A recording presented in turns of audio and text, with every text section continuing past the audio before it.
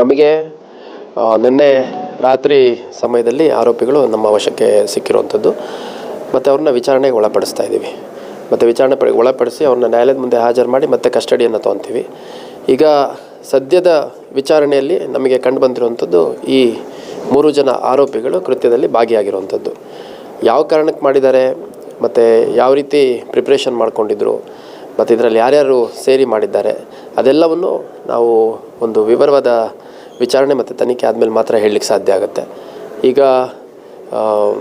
ಹೀಗೆ ನಾವು ಯಾವ ಕಾರಣಕ್ಕೇನು ಅಂತ ಪ್ರಿಮೇಚರ್ ಆಗಿ ಹೇಳೋದು ತಪ್ಪಾಗುತ್ತೆ. ಹಾಗಾಗಿ ತನಿಖೆಯಲ್ಲಿ ಏನು ಕಂಡು ಬರುತ್ತೆ ಒಂದು ಸಂಪೂರ್ಣ ವಿಚಾರಣೆ ಮತ್ತು ತನಿಖೆ ಆದ ನಂತರ ಮಾತ್ರ ಹೇಳಲಿಕ್ಕೆ ಸಾಧ್ಯ ಆಗುತ್ತೆ. ಅಲ್ಲ, ಈಗ 3 ಜನ ಅರೆಸ್ಟ್ ಆಗಿದ್ದಾರೆ, ಇನ್ನೂ ಅರೆಸ್ಟ್ ಮಾಡಲಿಕ್ಕೆ ಉಂಟು. ಏನು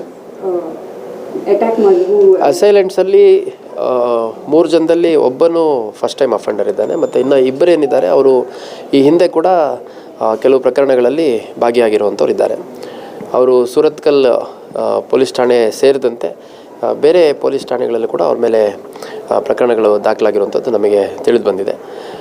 ಅದೇ ರೀತಿ 2021ರಲ್ಲಿ ನಡೆದ ಒಂದು ಕೊಲೆ ಪ್ರಯತ್ನದ ಪ್ರಕರಣಗಳಲ್ಲಿ ಈ 2 ಆರೋಪಿಗಳು ಮತ್ತು ಇನ್ನೂ ಆರೋಪಿಗಳು ಯಾರನ್ನ ಅರೆಸ್ಟ್ ಮಾಡಬೇಕು, ಅದರಲ್ಲಿ ಕೂಡ ಕೆಲವರು ಭಾಗಿಯಾಗಿರುವಂಥ ಸಾಧ್ಯತೆ ಇದೆ. ಇಲ್ಲ ನೋಡಿ, ಮೊನ್ನೆ ಏನು ಇನ್ಸಿಡೆಂಟ್ ನಡೀತು, ಮೊನ್ನೆ ಇನ್ಸಿಡೆಂಟ್ ನಡೆದ ಮೇಲೆ ನಾವು ಕಾಲಕ್ಕೆ ಪ್ರಕರಣಕ್ಕೆ ಮತ್ತು ತನಿಖೆಗೆ ಪೂರಕವಾಗಿ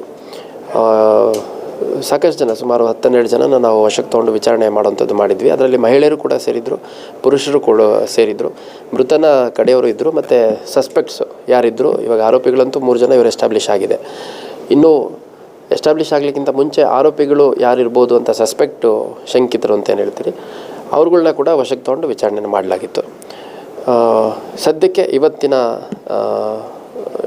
ಪ್ರಗತಿ ಅಂತಂದರೆ 3 ಜನರನ್ನು ನಾವು ಅರೆಸ್ಟ್ ಮಾಡ್ತಾಯಿದ್ದೀವಿ. ನ್ಯಾಯಾಲಯದ ಮುಂದೆ ಹಾಜರು ಮಾಡಿ ಮತ್ತು ಕಸ್ಟಡಿ ತೊಗೊಂಡು ಇದೊಂದು ಸಮಗ್ರ ತನಿಖೆ ಆಗಬೇಕು. ಯಾಕಂದರೆ ನಿನ್ನೆ ಅವರ ಕುಟುಂಬ ಸದಸ್ಯರು ಕೂಡ ಅಲ್ಲಿ ನೆರೆದಿದ್ದಂಥವ್ರದ್ದು ಕೂಡ ನೈಜ ಆರೋಪಿಗಳು ಮತ್ತು ಅತ್ಯಂತ ಸಮಗ್ರ ತನಿಖೆ, ಸಂಪೂರ್ಣ ತನಿಖೆ ತುಂಬ ಕಾಂಪ್ರಿಹೆನ್ಸಿವ್ ಆಗಬೇಕು ಅನ್ನೋಂಥದ್ದು ಮನವಿ ಮಾಡಿದ್ದಾರೆ. ಆ ಪ್ರಕಾರ ನಾವು ತನಿಖೆಯನ್ನು ಮಾಡ್ತೀವಿ.